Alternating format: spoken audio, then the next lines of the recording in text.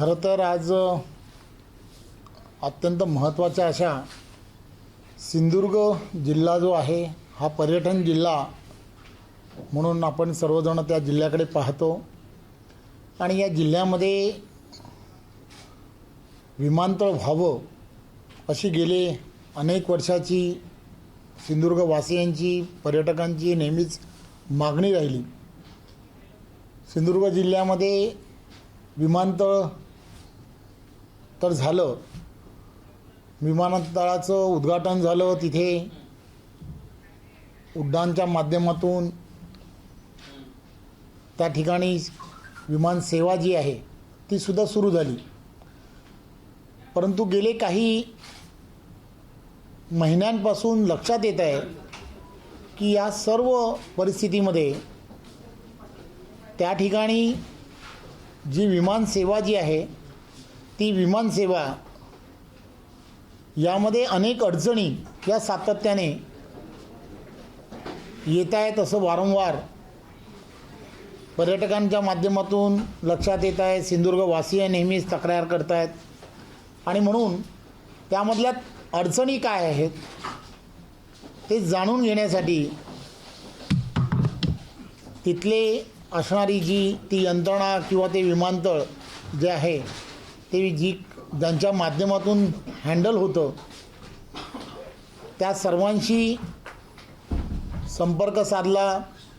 तिकडचे असणारे जिल्हाधिकारी या सर्वांशी एकत्रपणे बैठक घेऊन ज्यावेळेला सिंधुदुर्गामध्ये या संदर्भातली जिल्हा नियोजनची बैठक झाली होती त्यावेळेला संबंधित या सर्व यंत्रणेला त्यांच्या असणाऱ्या अडचणींबरोबर या सुविधा लवकर कशा सुरू होतील किंवा त्यामध्ये काय अडचणी आहेत त्या जाणून घेण्यासाठी आज बैठक घेतली आणि आज तिथे जे सर्व ॲक्च्युअल काम करतात ती सर्व मंडळींशी चर्चा केल्यानंतर काही धक्कादायक गोष्टी या लक्षात आल्या की गेले काही दिवस कंटिन्यूली या संदर्भामध्ये जी प्रवाशांची सेवा जी आहे ही सेवा वेळच्या वेळी उपलब्ध होत नाही आणि ती उपलब्ध न होण्याची काय कारणं आहेत हे समजूच शकत नाही आणि म्हणून मग त्यांच्याशी अजून सखोलपणे या सगळ्या गोष्टीची चर्चा केली। काही मंडळी असं सांगत होती की तिथे कनेक्टिव्हिटीचा काहीतरी प्रॉब्लेम आहे, काय वेगळ्या पद्धतीने तिथे काहीतरी करायला पाहिजे, तिथे इंटरनेटची व्यवस्था नाही आहे। परंतु आत्ता गेल्या काही दिवसामध्ये सातत्याने ज्यावेळेला पाठपुरावा केला तेव्हापासून इंटरनेटची व्यवस्था आहे, कनेक्टिव्हिटीचाही तसा काही प्रॉब्लेम नाही। त्या ठिकाणी की जी विजिबलिटी असली पाहिजे त्यासाठी काही यंत्रणा लावल्या पाहिजेत अशा पद्धतीचे काही मंडळी वारंवार त्या संदर्भातली चर्चा करत होते। तर त्यांना त्याचाही जाब विचारला तर त्यांच्याही त्यांच्या संदर्भातली कागदपत्रं दाखवली की आम्ही त्याही संदर्भामध्ये जे जे आवश्यक आहे ती फीज भरण्याचं काम हे गेल्या काही महिन्यांपासून ऑलरेडी केलेलं आहे, परंतु तरीसुद्धा या सगळ्या गोष्टी होत नाही। त्यामुळे आपण केंद्रीय विभागाशी त्यांच्याशी अशी एकत्रपणे बैठक घेणं हे अपेक्षित आहे आणि म्हणून मग आज या संदर्भामध्ये बऱ्याच गोष्टी किंवा बऱ्याच विषयांमध्ये चर्चा केल्यानंतर असं लक्षात येत आहे की या संदर्भातली एक उच्चस्तरीय बैठक होणं आणि काही निर्णय यामध्ये घेणं अत्यंत गरजेचं आहे। जवळचं असणारं मोपा एअरपोर्ट जे आहे त्या मोपा एअरपोर्टमध्ये दिवसेंदिवस फेऱ्या वाढताना दिसत आहेत। जवळजवळ 22 ते 24 फेऱ्या त्या ठिकाणी व्हायला सुरुवात झाली आहे आणि इथे ज्या पूर्वीच्या फेऱ्या होत्या त्यासुद्धा रद्द होत आहेत। त्यामुळे यामध्ये नक्की काय कारण आहे, कशासाठी आहे, तर आदरणीय मुख्यमंत्री आदरणीय दोन्ही उपमुख्यमंत्र्यांबरोबर या संदर्भातली चर्चा करून केंद्रातील असणाऱ्या नेतृत्वाबरोबर चर्चा करून यामध्ये मार्ग काढणं आणि खऱ्या अर्थाने गणपतीच्या अगोदर आपल्या सिंधुदुर्गवासियांसाठी ही सेवा जी आहे ही सेवा मोठ्या प्रमाणामध्ये सुरू करणं हे अत्यंत गरजेचं आहे असं मला वाटतं. आणि म्हणून आज तिथलं असणारं जे ग्राउंडवरती काम करते अशी जी सर्व मंडळी आहेत त्यांच्याशी पण मी बोललो आहे. ते सुद्धा सर्वजण सहकार्य करायला तयार आहेत. प्रशासन पूर्णच्या पूर्ण सहकार्य करायला तयार आहे. आणि यावेळेला अशी परिस्थिती आहे की यावेळेचा नेव्ही डे जो आहे हा नेव्ही डेसुद्धा सिंधुदुर्गामध्ये होणार आहे, सिंधुदुर्ग किल्ल्यावरती होणार आहे आणि माननीय पंतप्रधान या कार्यक्रमाला उपस्थित राहणार आहेत. त्यामुळे या सगळ्या पार्श्वभूमीवरती तिथलं असणारं विमानतळ, विमानतळावरच्या असणाऱ्या सोयीसुविधा यासुद्धा सुधारल्या पाहिजेत. प्रवाशांना उत्तम व्यवस्था झाली पाहिजे. या सगळ्या गोष्टी लक्षात घेता यामध्ये प्रचंड मोठ्या प्रमाणामध्ये तुम्हाला आम्हाला सर्वांना ही परिस्थिती जी आहे ही परिस्थिती ही लोकांपर्यंत पोहोचवणं, लोकांना या सगळ्या गोष्टींमध्ये वस्तुस्थिती समजून सांगणं आणि खऱ्या अर्थाने एक दबाव तंत्राच्या माध्यमातून ही व्यवस्था ही अधिक सोयीस्कर कशी होईल यासाठी तुमच्या सगळ्यांच्या सुद्धा मदतीची गरज आहे. शासनाचा प्रामाणिक प्रयत्न राहणार आहे. शासन कोणत्याही परिस्थितीमध्ये हे विमानतळ आणि विमानतळावरची असणारी प्रवासी व्यवस्था अजून सोयीस्कर कशी होईल त्या दृष्टिकोनातून प्रयत्न करणार आहे. परंतु एक माध्यम म्हणून सुद्धा या सगळ्या गोष्टीची फार आवश्यकता आहे असं मला आज वाटलं. आणि म्हणून आज मी जी बैठक घेतली तर त्यांनासुद्धा मी सांगितलं की आपणही या बैठकीनंतर त्यांच्याकडून मिळालेले इनपुट्स, प्रशासनाकडून मिळालेले इनपुट्स आणि या सगळ्या गोष्टीतून आम्हाला काहीतरी लोकांसाठी जर करायचं असेल तर एक वेगळ्या पद्धतीने हे काम करावं लागेल. यामध्ये एक अडचण अशी आहे की केंद्रामधलं असणारं जे डिपार्टमेंट आहे ते डिपार्टमेंटनी ही व्यवस्था जी आहे ती एकाच कंपनीला हे काम करण्यासाठी दिलेलं आहे. आणि जी कंपनी आहे त्या कंपनीचं नाव अलायन्स एअर्स म्हणून ही जी कंपनी आहे तिला आहे. मी त्यामध्ये मला जे लक्षात आलं आहे ते त्यांच्याकडे असणारी विमानं जी आहेत ती विमानं फक्त 20 आहेत.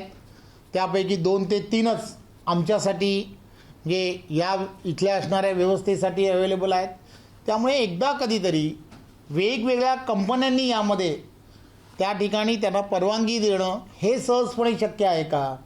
जसं मोपा एअरपोर्टला ज्या पद्धतीने इतर सर्व एअरलाईन्स त्या ठिकाणी जातात किंवा त्या ठिकाणी उड्डाण करण्याची जशी परवानगी मिळते तसं काहीतरी एक निर्णय, धोरणात्मक निर्णय की ज्या निर्णयामुळे इथली सुद्धा व्यवस्था ही अद्ययावत होऊ शकते. इथे लँडिंग करण्यासाठी काही अडचण नाही असं यांचं ही जी तिथे हँडलिंग करणारी जी कंपनी आहे त्या कंपनीचं म्हणणं एकदम स्पष्टपणे आहे की ते हँडलिंग करण्यासाठी काही अडचण नाही. त्यामुळे या सगळ्या जर गोष्टी जर तिथे अवेलेबल आहेत तर या सगळ्या गोष्टीचा फायदा हा सिंधुदुर्गवासियांना झाला पाहिजे. म्हणून आम्ही सर्वजण त्यामध्ये नक्कीच प्रयत्न करणार आहोत. आपल्याही सहकार्याची यामध्ये गरज आहे आणि आपण ते कराल याची खात्री आहे असं मला या निमित्ताने सांगायचं. आपल्याला काय विचार समृद्धी महामार्गाच्या संदर्भात तुम्ही आज लोकेशनला जाऊन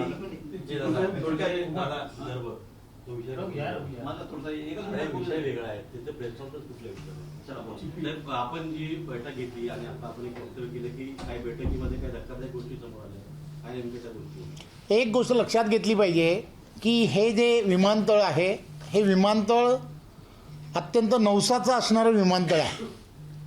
मी नवसाचं यासाठी म्हणतो की आम्ही सगळे सिंधुदुर्गवासी, आम्ही सर्व सिंधुदुर्गवासीय गेली अनेक वर्ष असा विचार करत होतो की हे विमानतळ कधी सुरू होणार आहे, हे विमानतळ कधी सुरू होणार आहे. आणि नवसाला गणपती पावला. अनेक गणपती त्यावेळेला त्या विमानातून आले त्याची आपल्याला सर्वांना कल्पना आहे. आता सुरू झालं आहे, सुरू झालं आहे आणि कुठेतरी असं वाटायला लागलं आहे की सुरू झालेलं विमानतळ हे कदाचित बंद होणार का. कारण पूर्वीच्या असणाऱ्या फेऱ्या ह्या हळूहळू बंद व्हायला सुरुवात झाली आहे. ज्या कंपनी काम करते, मी त्याच्यातला रिपोर्ट सगळा पाहिला, तर त्या रिपोर्टमध्ये काय लक्षात येतं आहे, तर त्या रिपोर्टमध्ये असं लक्षात येतं आहे की ज्या वेळेला प्रवासी त्या ठिकाणी आपली बुकिंग करतात, त्यावेळेला बुकिंग केल्यानंतर विमानतळावरती पोचतात. विमानतळावरती पोचलं की त्यांना धक्कादायकपणे लक्षात येतं की विमानची फेरी रद्द झालेली आहे. याचं कारण काय, तर कारण यांनी जे सांगितलं, यांच्याकडे जो रिपोर्ट आहे त्यामध्ये कदाचित त्यांच्याकडे क्रू अवेलेबल नाही, अशी काही कारणं जर असतील आणि जर ते कॅन्सल होत असेल तर बघा, ज्या ठिकाणी चिपी विमानतळ आहे त्या चिपी विमानतळाकडून ज्या वेळेला एखादा प्रवासी त्या ठिकाणी जातो, विमान त्या ठिकाणी त्याला मुंबईकडे यायचं आहे म्हणून तो त्या ठिकाणी विमान ज्या वेळेला करायला जात असेल आणि त्याचं ते विमान रद्द झालं तर त्याला दुसरी व्यवस्थाच नाही. म्हणजे त्याला कोणी काही पर्यायी व्यवस्था करतं का, तर त्याला कोणतीच पर्यायी व्यवस्था करत नाही. म्हणजे त्याला कदाचित ट्रेननी सोडतं का, की ट्रेननी बाबा आज तुझं हे विमान रद्द झालं आहे, तर ते रद्द झालेलं विमान तर तुम्हाला जनशताब्दीनी पुढचा प्रवास करता येईल, अशी काही व्यवस्था तिथे नाही. त्यामुळे या सगळ्या गोष्टीमुळे कुठेतरी या सगळ्या व्यवस्थेवरती कुठेतरी शंका येणं आता सुरू झालेलं आहे. त्यामुळे ही न होता यामध्ये मार्ग काढणं हे अत्यंत गरजेचं आहे. एका ठिकाणी मोपा एअरपोर्ट अतिशय चांगल्या पद्धतीने रन होताना तुम्हाला आम्हाला सर्वांना दिसतो आहे आणि जर या विमानतळाकडे अशी पाण्याची जर जी दुरावस्था जर आपण अशी झाली तर ते काही योग्य नाही. आणि म्हणून मग या संदर्भामध्ये आत्ताच लक्ष घालणं आणि त्यामध्ये आदरणीय मुख्यमंत्री, उपमुख्यमंत्री यांना सर्वांना या संदर्भातली माहिती देऊन येणाऱ्या काळामध्ये जी केंद्रातली असणाऱ्या सर्व व्यवस्थेला थोडंसं का होईना यामध्ये धोरणात्मक काही यामध्ये बदल करायचा आहे का, नक्की यामध्ये काय करावं लागेल की जेणेकरून या सगळ्या व्यवस्था ज्या आहेत त्या येणाऱ्या काळामध्ये, ज्या वेळेला हे सुरू झालं होतं त्यावेळेला फक्त मुंबई सुरू होणार नव्हतं, तर मुंबईबरोबर ते तिरुपती सुरू होणार होतं, शिर्डी सुरू होणार होतं, त्याने एक पर्यायी व्यवस्था वेगवेगळ्या ठिकाणी सुरू होणार होत्या, अनेक कंपन्या यामध्ये येणाऱ्या काळामध्ये भाग घेतील अशा पद्धतीचा सुद्धा विचार केला जात होता. परंतु आज तो कदाचित होताना दिसत नाही. म्हणून मग या संदर्भात एक थोड्या म्हणजे का होईना परंतु काही त्यामध्ये वेगळे निर्णय होण्याची गरज आहे. तुम्ही म्हणता अहवाल आलाय, त्या अहवालाचे काही मुद्दे तुम्ही सांगितले. मग जर असं त्यांच्याकडे विमान पुरेसे नाही आहेत किंवा त्यांच्याकडे क्रू पूर्ण नाही आहे, मग एअरपोर्ट अथॉरिटी जे आहे जे त्यांना सगळं त्यांना मॉनिटर करतं किंवा त्यांची पॅरेंटची संपूर्ण व्यवस्था आहे, त्यांच्याकडे आपण काय तक्रार केली का किंवा ते या सगळ्या जबाबदार असं दिसत नाही का? या संदर्भामध्ये कोण जबाबदार आहे किंवा या सगळ्या गोष्टी पाहण्यापेक्षा जसं आत्ता आम्हाला असं वाटत होतं की तिथे असणारी जी व्यवस्थापन जे आहे ते व्यवस्थापन कदाचित त्याच्यामध्ये ढिसाळपणा कदाचित त्यामध्ये असू शकतो का, असं आम्हाला जेव्हा वाटत होतं तेव्हा त्यांच्याशी ज्यावेळेला चर्चा केली तर त्यांनी त्याच्यामध्ये असणारं जे रिॲलिटी आहे ती रिॲलिटी आम्हाला सांगण्याचा प्रयत्न केला आहे. तर ते त्याच्यानंतर आता पुढच्या स्टेपमध्ये काय, तर पुढच्या स्टेपमध्ये DGPR जो आहे त्यांच्याशी सगळ्यांची चर्चा करावी लागेल की नक्की तुमची काय अडचण आहे. ह्या सगळ्या गोष्टी ज्या आहेत जी कंपनी यामध्ये काम करते त्यांच्याकडे विमानच कमी आहेत, ती त्यांची 3च विमानं इथे अवेलेबल करून देणार असतील तर ही अशीच परिस्थिती राहणार आहे. तर दुसरी कोणती तरी व्यवस्था नव्याने तुम्हाला करता येऊ शकते का, त्या धोरणामध्ये तुम्हाला काही बदल करायचा आहे का, तर या संदर्भातलं थोडंसं का होईना पॉझिटिव्हली सिंधुदुर्गाकडे पाहिलं पाहिजे. पर्यटन जिल्हा म्हणून याच्याकडे पाहण्याचा दृष्टिकोन जो आहे तो दृष्टिकोन थोडासा वाईड असला पाहिजे. तो करण्याच्या दृष्टिकोनातून एक सकारात्मक जे पाऊल उचललं गेलं पाहिजे ते येणाऱ्या काळात लवकर उचलणं गरजेचं आहे. कारण कोकणामध्ये सिंधुदुर्गामध्ये विशेष करून या सर्व वेळा ज्या आत्ता गणपतीची जी वेळ आहे यामध्ये अनेक जण या प्रवासाची वाट बघत असतात. त्यामुळे नक्की या सगळ्या गोष्टी आत्ताच झाल्या तर त्याचा फायदा हा सिंधुदुर्गाच्या दृष्टीनं होईल.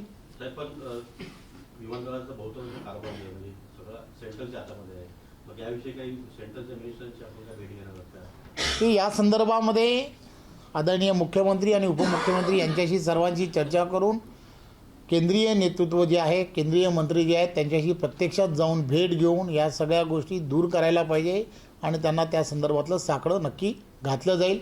आणि मला खात्री आहे की ज्योतिराजे हे सुद्धा अतिशय पॉझिटिव्हली या सगळ्या गोष्टीकडे पाहतील आणि आम्हाला सिंधुदुर्गवासियांना न्याय देतील. टेक्निकल हे मुद्दे जरी असले तरी तिकडे जंगली प्राण्यांचा देखील वावर वाढल्याचं सध्या बोलले. नाही, या संदर्भामध्ये असं नाही, असं आज तरी मला मी आज जे रिपोर्ट्स पाहिले त्याच्यामध्ये तसं काही जाणवत नाही. ज्या फेऱ्या सुरुवातीच्या काळामधून सुरू होत्या त्यासुद्धा आता हळूहळू बंद होताना दिसत आहेत. आणि त्याची कारणं जी आहेत ती कारणं त्यांच्याकडे टेक्निकल स्टाफ नाही, त्यांच्याकडे विमानं नाहीत, असे सगळे त्यांनी त्याच्यामध्ये बरीच मेन्शन केले. त्यामुळे ते काही योग्य नाही असं मला वाटतं. सुरुवातीला किती फेऱ्या होत्या आणि आता किती? रोज एक फेरी निदान अशा पद्धतीने सर्व होती, पण आता त्या निदान 4च फेऱ्या व्हायला लागल्यात. आता प्रवाशांचा उत्तम प्रतिसाद आहे का? प्रवाशांचा प्रतिसाद आहेच, त्याबद्दल काहीच शंका नाही. परंतु जसं मी म्हटलं की आम्ही वारंवार जे सांगत होतो की या सगळ्या गोष्टीमध्ये प्रवाशांना सोय होणं हे अत्यंत गरजेचं आहे. शासनाच्या माध्यमातून ही सेवा अतिशय चांगल्या पद्धतीने झाली पाहिजे, म्हणून त्याला अनुदान देण्याचं कामसुद्धा केंद्र शासनाच्या माध्यमातून स्कीम तयार करण्यात आली होती.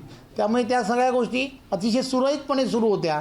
परंतु टेक्निकली ज्या अडचणी आहेत त्या अडचणी ज्या लक्षात येत आहेत त्या दूर करणं गरजेचं आहे. त्या दूर करण्यासाठी केंद्रातील असणाऱ्या सरकारबरोबर बोलणं हे अत्यंत गरजेचं आहे आणि सरकार म्हणून, राज्य शासन म्हणून ते बोलणं अत्यंत गरजेचं आहे. आणि ते नक्की मुख्यमंत्री आणि उपमुख्यमंत्र्यांच्या नेतृत्वामध्ये बोलून त्यामध्ये सुधार जो आहे तो सुधार करणं अपेक्षित आहे. सध्या विमान सेवा गणपती उत्सव येतोय, विमान सेवेचे दर जे आहेत ते कुठे कमी असे केले तर बऱ्याच लोकांचे परवडत नाही, लोक तिकडे वळत नाही. ही जी सिंधुदुर्गमधली असणारी चिपी जे विमानतळ आहे, चिपी विमानतळामध्ये ते उडान या स्कीममध्ये ऑलरेडी ते आहे. त्यामुळे तिथली असणारी व्यवस्था ही अनुदानावरतीच केलेली आहे.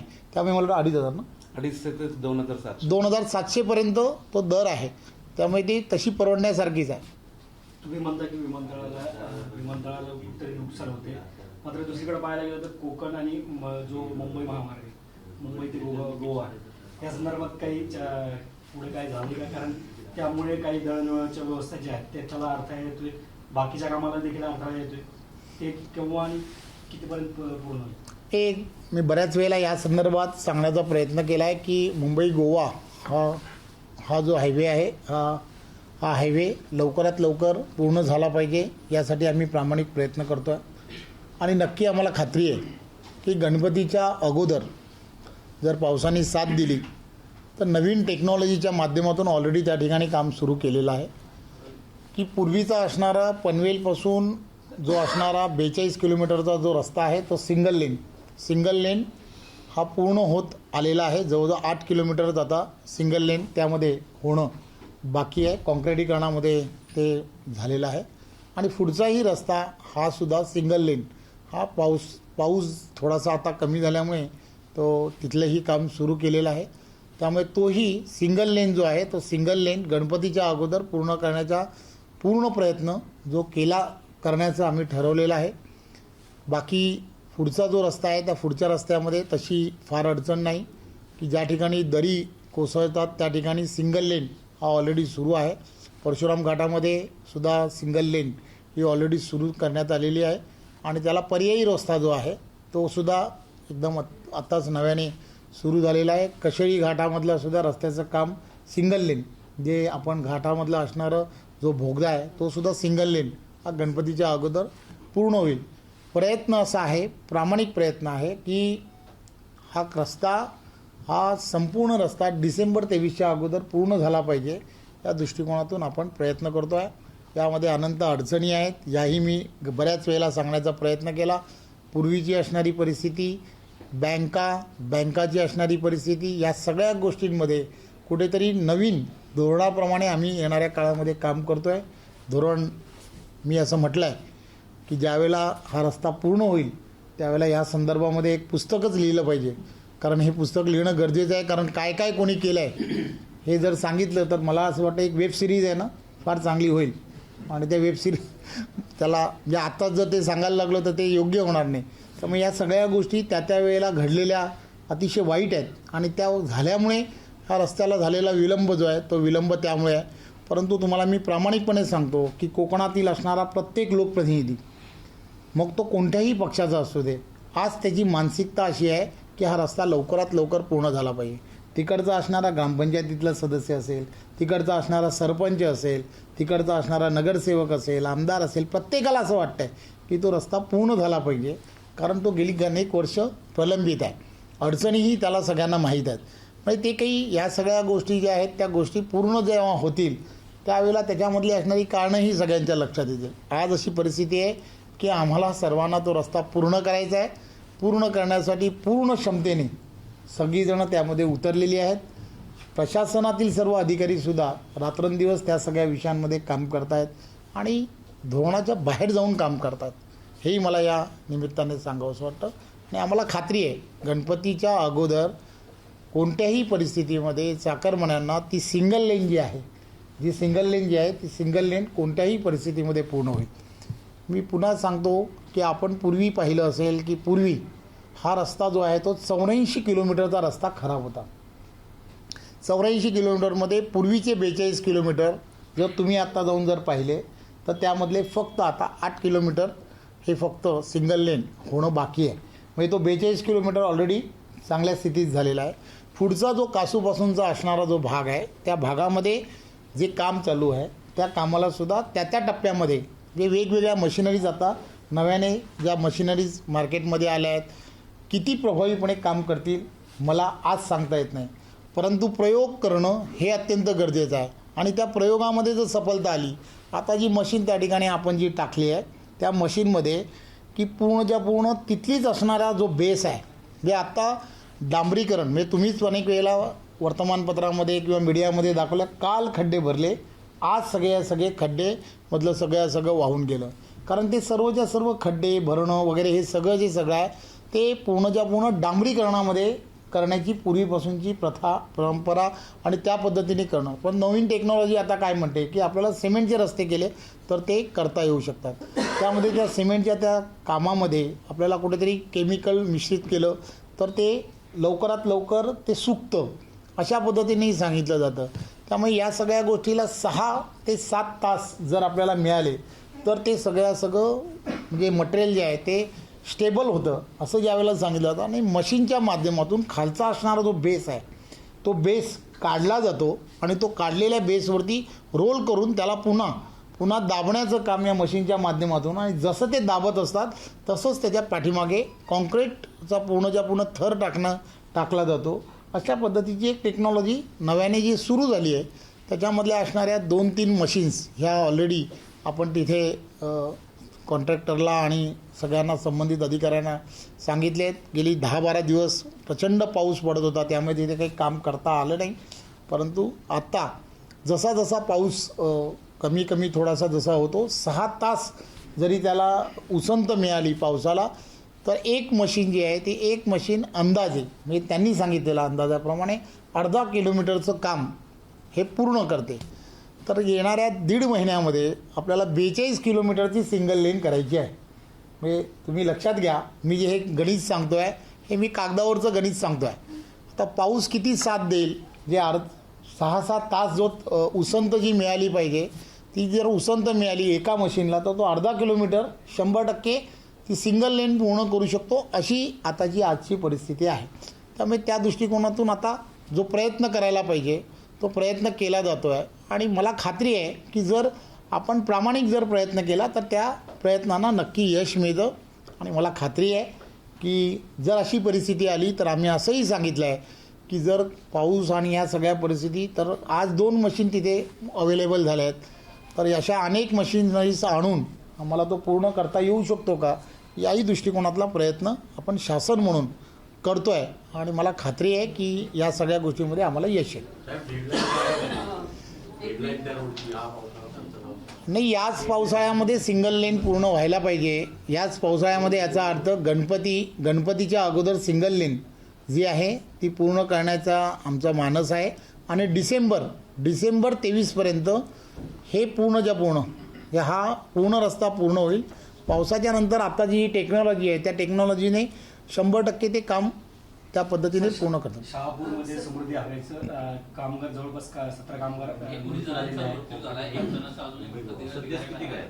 त्या संदर्भात काही महाराष्ट्र मी आज शहापूरमध्ये समृद्धी महामार्गावरती जी झालेली घटना आहे, ही घटना अत्यंत दुर्दैवी अशी घटना आहे आणि या घटनेमध्ये 17 कामगार हे काल रात्री हे सर्वच्या सर्व कामगारांमध्ये त्यामध्ये 6 हे इंजिनियर्स आहेत आणि बाकीचे सर्व कामगार आहेत की जे मृत्युमुखी झाले आहेत. या सगळ्या विषयामध्ये जेव्हा लक्षात आलं, मी स्वतः त्या ठिकाणी गेलो होतो.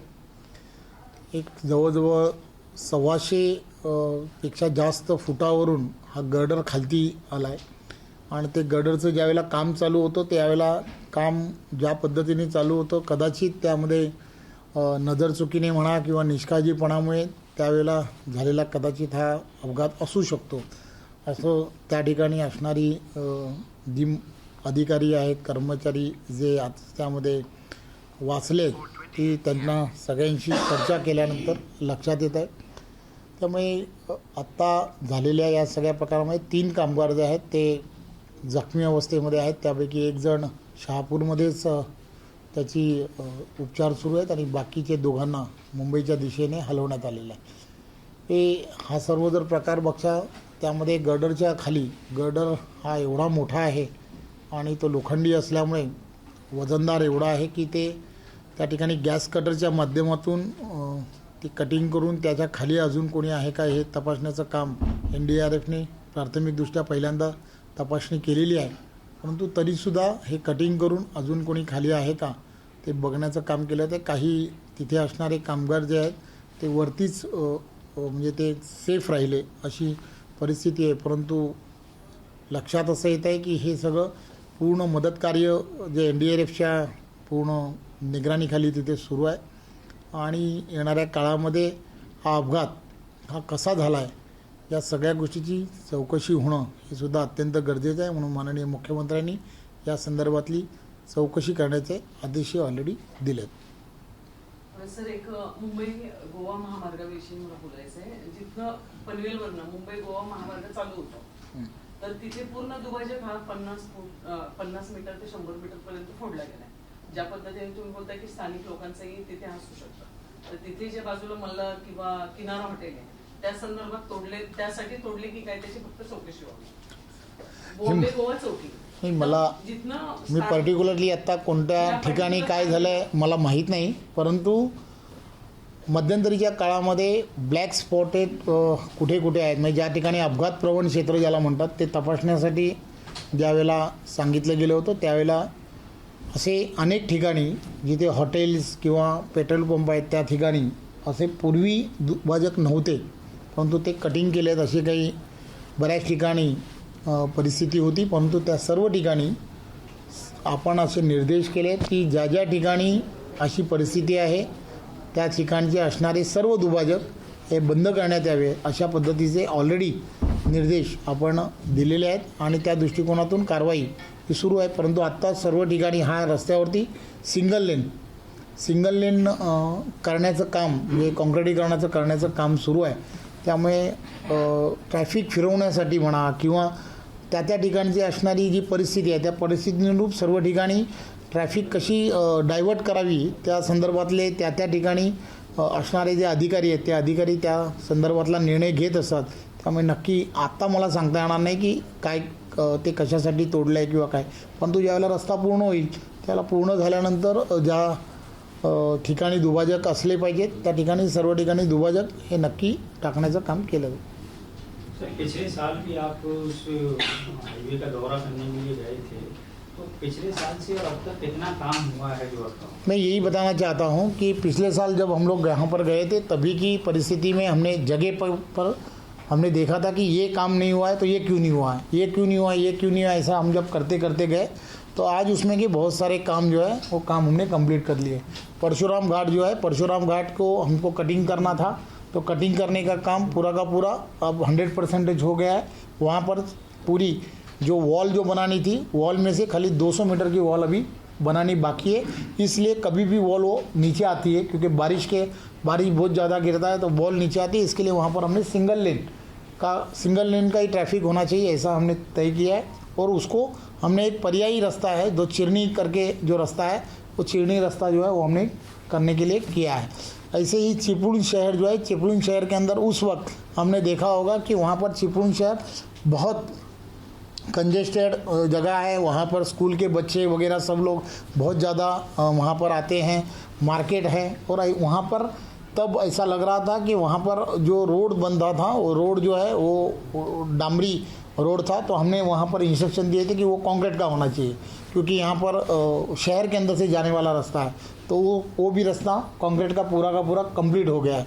ऐसे हर उस जगह पे जहाँ पर प्रॉब्लम्स थे, वो प्रॉब्लम्स कैसे हो, सॉर्ट आउट कैसे हो, ऐसे करते करते, जैसे मानगांव के अंदर का प्रॉब्लम, वन खाते का फॉरेस्ट का प्रॉब्लम हुआ करता था, फॉरेस्ट ने वहाँ पर हमको परमिशन नहीं दी थी, तो फॉरेस्ट की परमिशन कंप्लीट होके वहाँ करके भी काम को शुरुआत हो गई है। ऐसा पूरा का पूरा, मतलब अभी हम जैसे कह रहे हैं कि पनवेल से शुरू होने वाला रास्ता, जब 84 किलोमीटर का रास्ते में बहुत बड़ी प्रॉब्लम्स हुआ करती थी, तो पहले जिसे टप्पा कहते हैं 42 किलोमीटर का जो रास्ता है, वो 42 किलोमीटर का रास्ता जो है उसमें कि अभी सिर्फ 8 किलोमीटर का रास्ता कंक्रीट का बाकी है। तो मतलब वो पूरा का पूरा कंप्लीट 101% सिंगल लेन कंप्लीट हो जाएगा, ऐसी परिस्थिति है। उसके बाद में की जो टप्पा है उसके अंदर का काम जो है वो भी करने के लिए हमने नई मशीनरी जो है मशीनरी वहाँ पर लाई है। और वो मशीनरी अगर 6 घंटा अगर उसे खुला बारिश न हो, ऐसी परिस्थिति अगर रहती है, तो वो मशीनरी के माध्यम से एक मशीनरी आधा किलोमीटर काम कंप्लीट करती है। तो 2 मशीनरी है तो 2 मशीनरी 100% दिन में एक काम पूरा करेगी, ऐसा अनुमान है ये सब चीज़ों से। तो ऐसा लगता है कि ज़्यादा से ज़्यादा जहाँ हमको लगता है, हमने बोला है वो कॉन्ट्रैक्टर को, 2 मशीनरी का काम नहीं है, तुमको ज़्यादा मशीनरी लाके काम करना पड़ेगा। और वो भी ढूंढ रहे हैं कि कहाँ और मशीनरी मिलती है क्या, तो ज़्यादा मशीनरी डाल के हम सिंगल लेन एटलीस्ट इस पूरे रास्ते के ऊपर की हम पूरी करेंगे, ऐसा हमें लगता है। एबीपी माझा, उघडा डोळे बघा नीट।